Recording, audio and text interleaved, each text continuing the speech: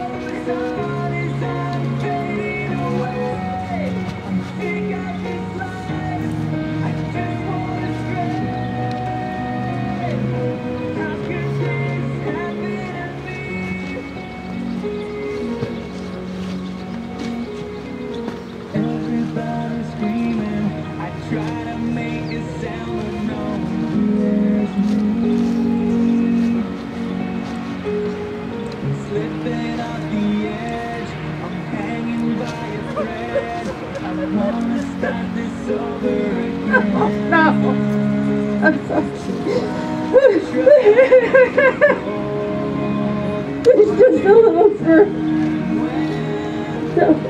It's my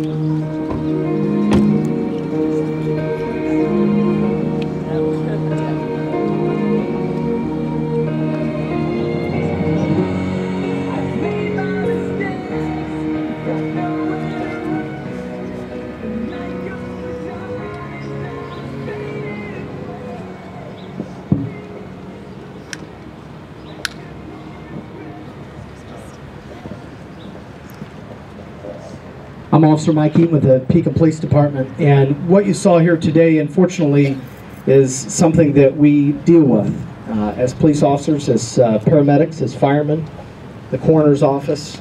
Unfortunately, this is something that we, most of us, have encountered with young people. As a matter of fact, nationally, 6 individuals between the ages of 15 and 20 die in a motor vehicle crash every day. And in about 2 in every 5 Americans will be involved in an alcohol-related crash at some point in their lives. And today we want to send a strong message to you about the consequences of not only drinking underage, but getting behind the wheel of a car, as was depicted here today. Driving under the influence is not just alcohol, it's drugs, it's cannabis, any intoxicating compound. And not only will it get you into some serious trouble, but it could result in serious injury or even death. And so we want you to think about that today. Zero tolerance is a state law that went into effect January 1st of 1995. And basically that provides for suspension of driving privileges of any person under the age of 21 that consumes alcohol. Any trace of alcohol in a young person's system can result in a suspended driver's license. I want to share with you a couple numbers because obviously the numbers don't lie, and they're ones that I want you to remember as you leave here today. 317 people were killed in alcohol-related crashes last year, which was 32% of the 991 total crash fatalities. That's in Illinois. Over 34,000 DUI arrests were made in the state of Illinois last year. And 931 drivers in Illinois under the age of 21 lost their driving privileges due to zero tolerance law. And one more, 86% of all drivers arrested for DUI were first offenders. These are staggering numbers and ones that we want you to remember as you make those decisions, those important decisions. Whether it be at a party, maybe it's at prom coming up, and a couple other things. If we arrest you for DUI, here's some of the consequences, and I think you need to know this. We want to be upfront with you on this. Your first underage DUI conviction will result in the loss of a driving privileges for up to 2 years. In addition to that, you can be imprisoned up to 1 year and face a $2,500 fine. And it goes up from there. The more DUIs you get, the stiffer the penalties are. And most importantly, what you saw here today, which is what we would constitute as an aggravated DUI, which is when it results in the death or a disfigurement of somebody that's in your car. Somebody breaks a bone, they're seriously injured, maybe paralyzed for the rest of their life. That all falls under aggravated DUI. And in those penalties, they start at losing your full driving privileges for a minimum of a year, but imprisonment for up to 12 years, depending on the outcome of that crash, and a fine of $25,000. So something to think about. You guys have so many great things ahead of you, and this is not something that you want to mess with. So I encourage you today. Also, one more thing: illegal transportation of alcohol. Even if you're not driving, you can't have alcohol in the car, especially if you're underage. So keep that in mind. There's fines that included in that up to $1,000, and it's a serious offense. So as you think here today, we obviously saw the dramatization, but we hope that that will stick in your memory, and it will prevent any wrong choices that you may be tempted to make. Thank you for your time.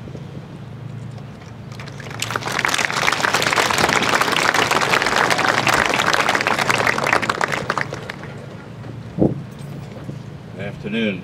My name is Dr. Jeff Baldy. I'm the Tazewell County Coroner. What you saw, my role here, is the absolute worst of what we have to do to end a terrible incident. The law, by law, we have to send victims of motor vehicle accidents on to autopsy. You know, the NCIS stuff. It isn't the way parents want to think of what their children have to go through. It isn't the most expedient way to start to heal after something horrible has happened to somebody you love. It means that this process is going to drag on for at least an extra day. The toxicology studies from her won't be back for 4 to 6 weeks, which means I will have to sit down with the parents and the family and go through this whole thing again. Our next speaker is going to refer to that a little bit later, and I'm not going to go into that.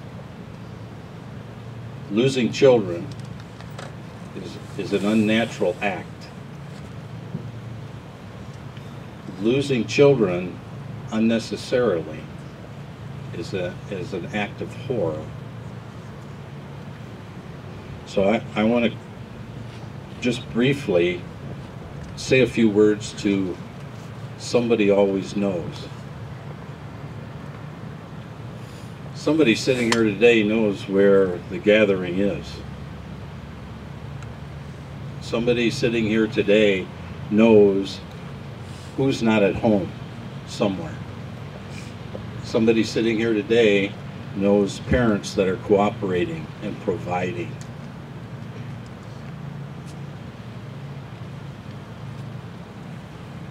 Everybody that's been out here, all the professionals, the firefighters, certainly my staff and myself, carry with them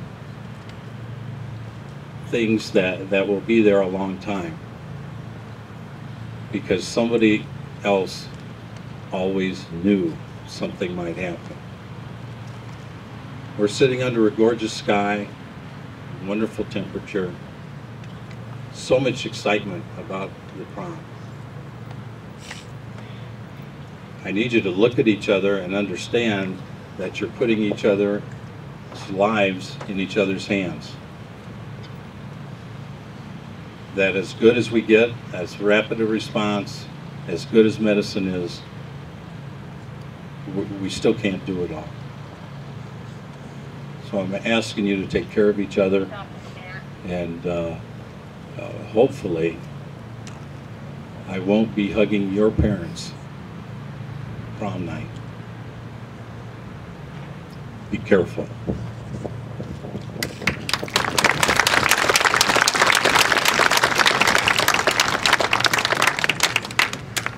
Good afternoon, Pekin High School. My name is Michelle Watson.